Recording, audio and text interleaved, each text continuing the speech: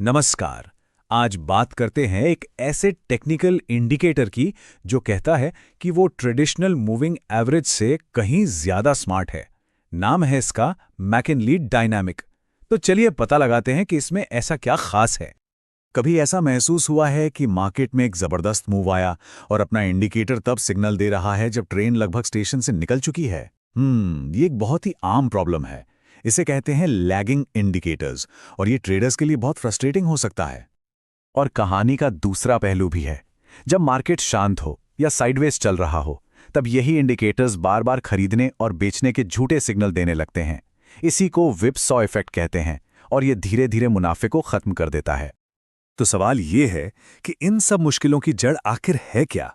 मजे की बात यह है कि इसका जवाब हमारे सबसे भरोसेमंद टूल्स यानी सिंपल और एक्सपोनेंशियल मूविंग एवरेज की बनावट में ही छिपा है।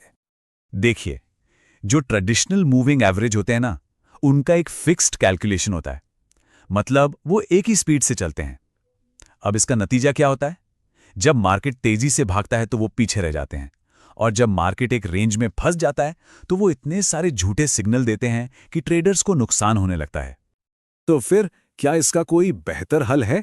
जी हाँ, बिल्कुल है। और यहीं पर एंट्री होती है मैकगिनले डायनामिक इंडिकेटर की।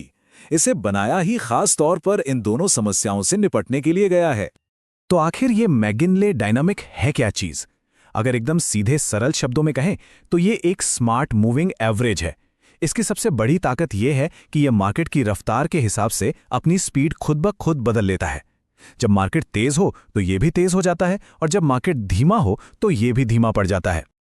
इसे बनाने वाले का मकसद बहुत क्लियर था। एक ऐसा इंडिकेटर तैयार करना जो प्राइस के ज्यादा से ज्यादा करीब चले और मार्केट के शोर शराबे मतलब झूठे सिग्नलों को फिल्टर कर सके। चलिए अब ये समझते हैं कि आखिर ये इंडिकेटर डायनामिक बनता कैसे है। इसका सारा राज इसके फॉर्मूले के अंदर छुपा है। लेकिन वो कौन सी चीज है जो इसे डायनामिक बनाती है? ये मार्केट के हिसाब से खुद को एडजस्ट कैसे कर पाता है? इसका सीक्रेट इसके फॉर्मूले के एक छोटे से लेकिन बहुत ही पावरफुल हिस्से में है। अब इसके पूरे मैथ्स में जाने की कोई जरूरत नहीं है। बस इतना समझना है कि इसके फॉर्मूले में एक स्पेशल इंजन है। सोचिए, ये एक तरह का एक्सेलरेटर है। यही वो हिस्सा है जो इसे अपनी स्पीड कम या ज्यादा करने की ताकत देता है। तो ये काम कैसे करता है? बड़ा आसान है।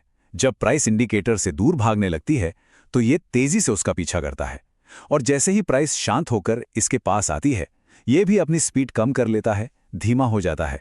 इसका नतीजा, ये प्राइस से एकदम चिपक कर चलता है, उसे ज्यादा बेहतर तरीके से फॉलो करता है। ठीक है, थ्योरी तो बहुत हो गई। अब आते हैं असली बात पर कि ट्रेडर्स असल में इसका इस्तेमाल करते कैसे हैं। ट्रेडर्स इसे मेनली 3 तरीकों से यूज करते हैं। पहला, ट्रेंड फिल्टर की तरह, मतलब अगर प्राइस लाइन के ऊपर है तो ट्रेंड बुलिश है, और अगर नीचे है तो बेरिश। दूसरा, ये एक डायनामिक सपोर्ट और रेजिस्टेंस लाइन का भी काम करता है।